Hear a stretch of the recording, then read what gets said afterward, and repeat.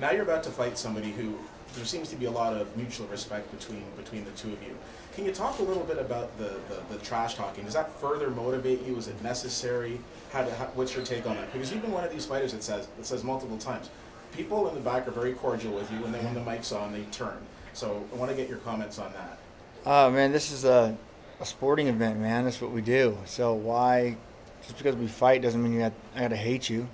Me and Al we were out here in Ottawa doing a media tour, and we did a couple of interviews together. It's like, why can't we be cordial? Sure, you don't have to like me, but let's at least be cordial. We don't need to have bad blood. So it was kind of a relief to finally have a guy that could stand there and, and just shoot the shit a little bit. I don't think the trash talk helps anymore or not. I feel like I'm still going to fight you just as hard whether we're buddies or not. The same with like Yancy Madero, him and I are good pals. So we went in there and fought. I fought a couple of my friends, so it's good. Was there ever an opponent that you genuinely dislike and still do?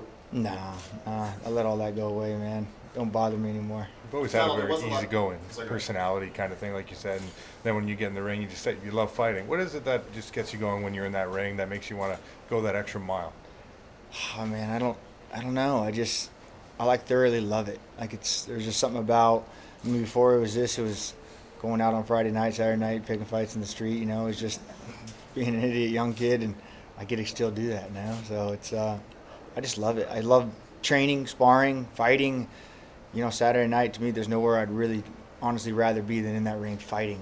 Even as your fighting style too, what do you do just to prepare for fights when you just really you go out there and you just lay it all on the line almost every fight? Yeah, I don't know if I have to prepare. It's just I think it's in me. You know what I mean? It's not like I get back to yeah, it's time to go. I get pumped up. But I feel like right now I could just click it on and we could fight. And I don't know, it's a sickness I have. I don't know. The idea of retirement like a foreign concept to you? What's that? Is the idea of retirement like a foreign concept to you? Oh yeah, I don't know if I'm ever gonna walk out. Literally, the UFC is gonna have to say, "That's enough, cowboy. That's enough. You can no longer walk out with a walker." So. Donald, there was a little bit of drama around the last fight with the Mike Perry stuff and the Jackson Wing camp. Is that all behind you? He's not even with that camp anymore, I don't think. Is that behind you, all that stuff? Oh yeah, it was behind me. After it is what it is. Yeah, it sucks the whole Jackson splitting from them. Greg is a good dude. I still have love in my heart for him for sure, but it's totally behind me. I don't even weigh it out at all anymore. Cowboy, quick question about your budding movie career. Equalizer 2, great job, Denzel. Is there another one on the slate? Are you looking to get into movies after UFC? They have stunt doubles. Yeah, I like doing the stunts. The movies are fun. I just finished a movie with Mark Wahlberg called Wonderland. It should be coming out here pretty soon. That was a lot of fun. I was actually in Boston training for Alex the whole time I was out there. We were filming the movie, so it was a ton of fun. Pete Berg, the director, totally let me train. Like when I'd show up on set, he'd be like, "Have you got your work in today? Go work out. Take your guys, go work out, and come back when you're done." So it was really cool having Pete all in on the training for the fight, and it was fun, man. The movies it's a different world. It's definitely where I plan on going when I'm done. The next Rock. The next Rock. No, I wish. Damn, that'd be something. Hey Donald, I've often said Cowboy Cerrone is a great fighter. Dad Cerrone has been an absolute killer. How has the birth of your son influenced your in-ring career? Man, it's like a primal feeling. I remember before I had a kid, and even when I first had the kid, I was like, it's like so cliched when people talk about now you have something to fight for. Man, it's insane how you do, how it gives you something to like. I just took him to get his shots, and the doctor gave him a shot, and he started crying, and I teared up, and I was like, I'll fucking kill you, bitch. You know what I mean? Seeing him in that pain, I was like, I get it, man. If somebody ever did something to one of my kids, there'd be no turning back, man. It's wild, totally different reason, and there's a meme on the internet that says, I thought about quitting until I realized who was watching, and it's like, man, you have so much more to not quit and keep going and push through because someone is watching. Not even the people that are watching, but my own family. It's I don't know, it's just different. Did Danger make a trip? Yeah, he's here. He's on the airplane right now. Lindsay said, I'm just going to drop him off. We're in Philly. I'm just going to leave him here. I said, all right. He's a little fucker. Has training camp changed at all as a dad? Because a lot of times we hear fighters say, I miss my family, but you've got the ranch. Yeah, they're all, and thank God I have such a good team with me because Lindsay works. She's going to school to be a doctor, so she has all these clinicals and internships she has to do all day. She works 14 hours, so we have the baby all day, and and my team, we just take turns like watching him when I'm training, and it's cool. He's there all day long. It's fun, man. It's sometimes it's tough because you don't get a second to yourself anymore. So everyone out there trying to have a kid, they take every ounce of your time. You know, you don't have any time to watch the phone. They want to play with your phone. They want to touch this. He wants to crawl over here. He wants to be held. He wants to be down. He wants to cry. It's like, oh, you little fucker, just give me a minute, right? So it's training camp. It's tougher for sure, but I love him, man. It's cool. You've done really well in Canada when you fought here. What do you like the most about this country? You know, obviously aside from that.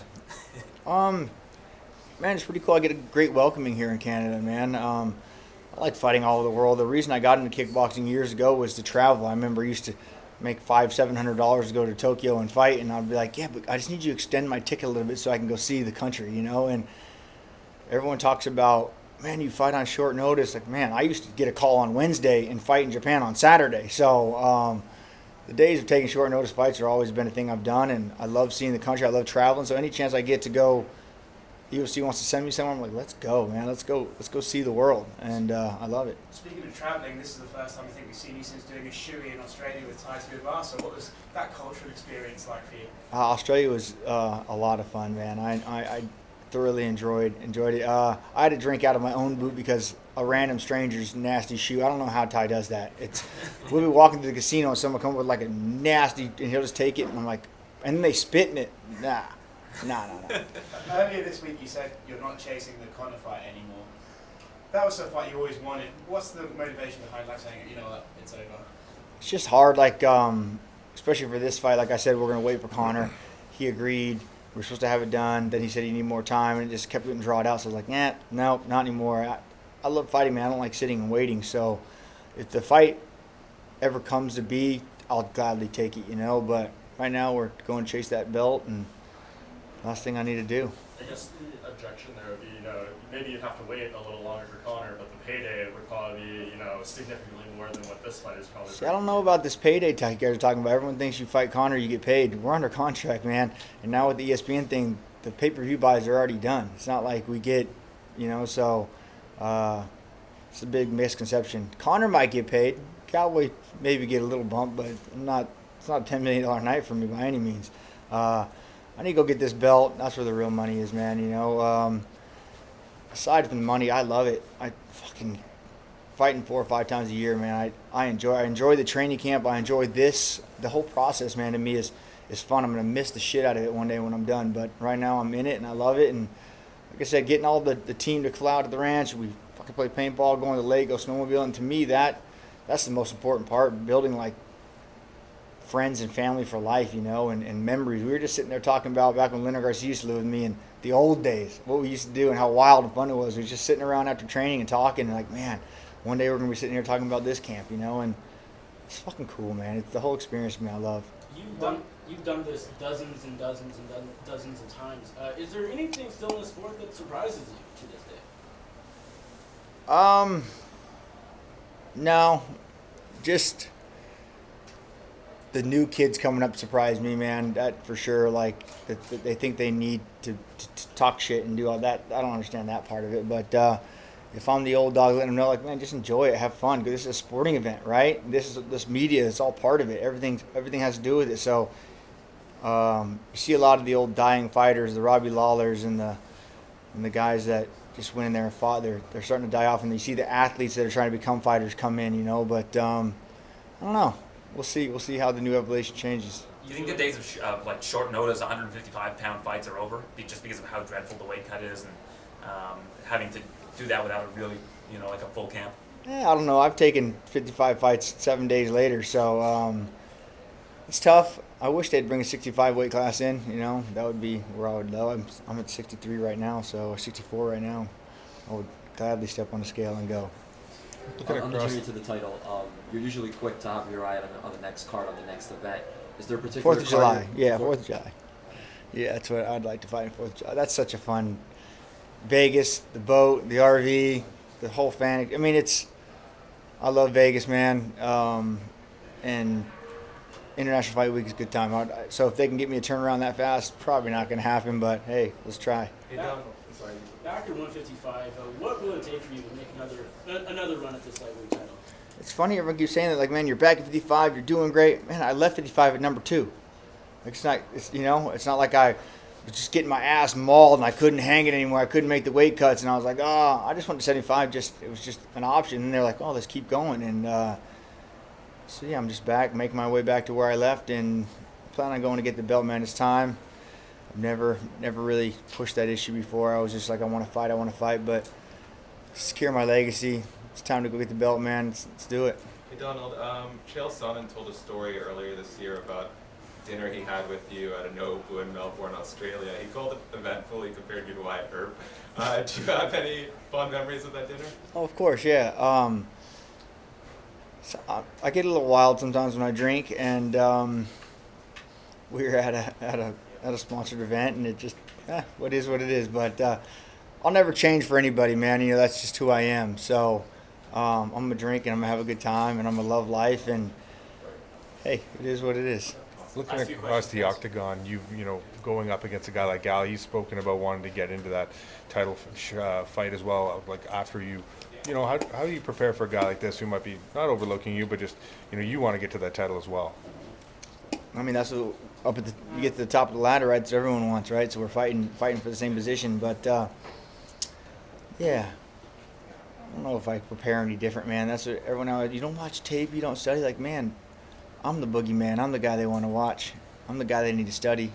I've been in the sport so long. Like I said, this is my 41st walk into the Zuffa octagon, right? I don't feel like Al's going to show anything. Oh, wow, I've never seen that before. What the hell so I just go in there and have fun and do what I love, and he's going to try to come hard early because they think I'm a slow starter, but let's go, motherfucker. I love it. Let's blow the roof off this place. Let's go 5 rounds nonstop. Can you keep the pace? I can. I was born with great cardio. I have great cardio. I'm in shape. I didn't take a day off this camp. We really focused, really trained hard, and we had a lot of fun. But a lot of things been spoken about your mentality, and maybe sometimes in the locker room, you're not going to win. Was it getting that record of the most UFC fights, this 41 number? Did that do something to you mentally? Like, well, I've done this as much as anyone else in the world has ever done this. Does that make you think like, well, shit, I must be pretty good at it at this point? Yeah, you mean, sometimes I think, man, maybe I just got those by default just for being here this long. I'm still scared to death, man. It's such a mind fuck this whole week, and when you're in the back locker room, there's a lot of pressure, man. There's a lot of people, there's a lot of things going on, and to overcome that is tough. And do I have the answer? No. So come Saturday, what's my mindset? I have no fucking idea. When I wake up Saturday morning, I might be ready to rock. When I walk in the cage, it's like, reel it the fuck in, let's go. I mean, it's just, or you're fired up and you're ready to go. What cowboy shows up? I don't know, no idea.